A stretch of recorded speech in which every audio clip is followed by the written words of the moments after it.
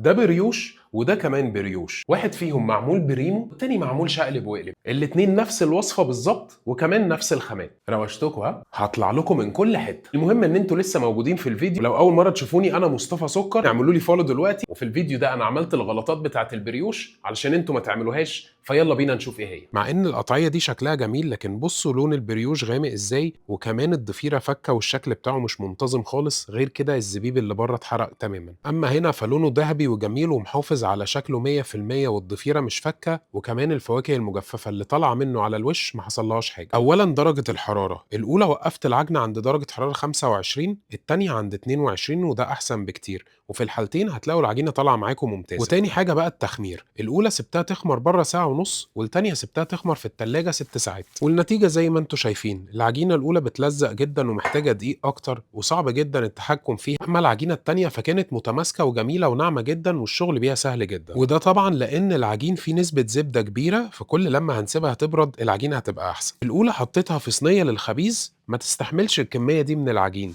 كنت لازم احطها في صينيه اكبر، وده طبعا اثر عليها في الفرن لان العجين مزنوق جوه الصينيه، فالوش بتاعه والاحرف ابتدت تغمق لكن من جوه كان لسه ني. وغير كده ابتدى يشقق كمان لان العجين مش اخد راحته. اما التانيه بقى ما حطيتهاش في صينيه، حطيتها على صاج وسبت الحراره تتوزع مظبوط. العجينه الاولى مش مكتومه لكن برضه مش بريوش، انما التانيه هشة وجميلة ومن جوه قطنية واللحم بتاعها بيقطع مظبوط. وكده اكون خلصت. اعملوا الفيديو ده سيف عشان ترجعوا له في اي وقت، واستنوا فيديو الوصفة. طعمه خطير وكل حاجة، لكن كتكنيك ناقصه كتير. علشان كده دايما بنقول ظبط الشغل اهم من الشغل.